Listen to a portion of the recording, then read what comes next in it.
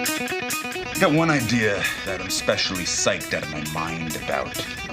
You know, it's one of those ideas where you're just like, yes! Dave? Dave Flynn? On the radio! Hold on to your butts. Hey there, good morning. Welcome to Dave Flynn on the radio, the #1 blogcast on the internet. I'm Dave Flynn, and since reading is hard, I'm going to do it for you. Today we're talking about better, what it means, why it matters. We'll look at Apple and Threads and some of my favorite movies to see what they can teach us. But better is often hard to agree on. People have different backgrounds, perspectives, wants, needs. Go figure. But this is a quick one after last week's lengthy show, and it's going to teach you about knowing your audience, defining success your way, and learning when the best might not be what actually wins. You can find more stories and essays like this at winwithflynn.com. But if you're ready, I am ready. Let's jump into the show. Better how? I love music. Really, I do. It's time travel, it's mood altering, it's magic. So, of course, I want to hear it at its best. Reading about the different services online, I started getting interested in Apple again because of that audio quality. Apparently, if you switch from Apple to another service, you'll feel like you're listening through a tin can. I'm no music snob, but I sure as hell don't want to listen through a tin can. I've got vintage Bose noise-canceling headphones, for God's sakes. So I got the 30-day trial of Apple Music. And what did I find? It was a thing of beauty. The sound was phenomenal, and I was sold. It was scientific, too, measurable. Apple Music really was better. If you look at the bit rate, it is 20 times the audio resolution as Spotify and YouTube Music. That's real. But my iPhone, it started giving me fits. Apps started quitting. Systems were freezing. I went into debug mode to see what was going on. Nothing was working because nothing had enough memory to work. And the culprit was my new BFF, Apple Music.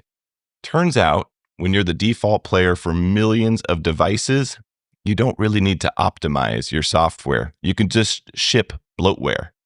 Microsoft Word does this too, and sure, it's the best. Apple Music is too, I guess, but you gotta ask, better how? Business theorist Clayton Christensen calls this over-serving. Customers don't need perfection. They don't really want lossless audio if it means that their music won't play reliably. It's like horsepower versus torque. All that power under the hood doesn't matter if it never reaches the road, and all that audio quality, it never reaches your ears if you're listening through those flimsy white earbuds. Better means nothing without some perspective. Better audio quality, better for your device, better user experience. So I was learning a lesson about better, or so I thought. When I shared this realization on X, something strange happened. Or I guess it didn't happen. Just 24 views. Only 2 likes. Ouch. Actually, that's pretty standard for me. One of those likes was probably my like. But then I took the post and put it on Threads. 245 hearts. 29 comments even. I didn't even know 245 people used Threads. So the Threads post was clearly better, but the content, the product, was exactly the same. So better, but better how? Different stage, different crowd, I guess. Do you know the best movie of 1994? If you ask 10 different people, you'll get 10 different answers. If you ask me on a different day, you might get 10 different answers. But we've got The Lion King, that's the leader. Box office champion. Soundtrack absolutely slaps. Still big today. Forrest Gump was big, Best Picture winner, 6 Oscars, and the worst thing that ever happened to the cross-country team. Speed. Now this is a shocker. The highest Rotten Tomatoes score, 94% certified fresh, and that's the critics' rating. What do you think about that, Wildcat? Shawshank Redemption, one of my absolute favorites, was a theater flop and a home video rental legend. Hope is a good thing. Last but not least, Pulp Fiction is the most quotable for sure, and you can watch it a dozen times and still find something new. Same year, 5 different definitions of better. Each is valid and each is completely useless without some context. And better always comes with that bundle. Meaningless without asking better for whom? Better for what? Better at what cost? In business, that's kind of a secret weapon. You don't need to make the fastest car, not necessarily. Maybe you make the most comfortable. Find the audience that values your definition of better. And maybe that's the real algorithm here, is knowing who you're playing for. Apple taught me about sound. Threads taught me about signal. And the movie business taught me a bit about point of view. And better is always dependent on who exactly is tuning in. And yes, I will post this on Threads. Third time is the charm. Okay, that is the post. I will just add a little coda here that one of the real superpowers in business or as a consumer, which we all are, is if you can define better on your own terms. It's a huge win.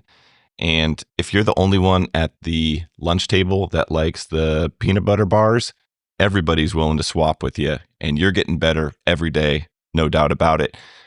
What we see most of the time is the opposite. Everybody in town's got the same truck. Everybody in your city, well, in my city, everybody's got the same Tesla. Every kid's rocking the same shoes, and they're all defining better together and creating their own type of scarcity, right? And we want to do the opposite. So the big thing in business is to be contrarian and right.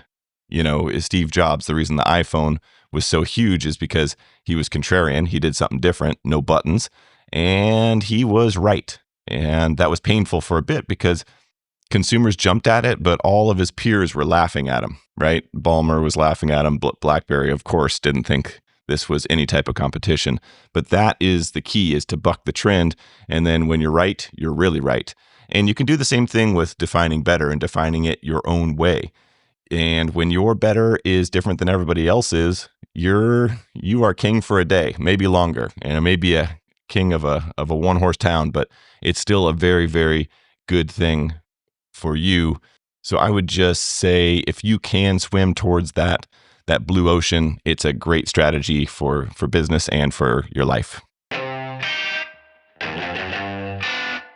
There we have it. That's the pod. Thank you for listening. If you like what you hear, please share it with a friend. Give it a thumbs up.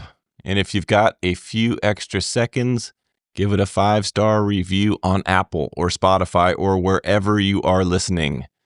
The engagement will make you feel so good, and it'll help other people find the show. Thanks again for tuning in, and we'll see you next week. All right, there you go, America. I love you. I'm proud of you. I mean it. We gotta go. This is great.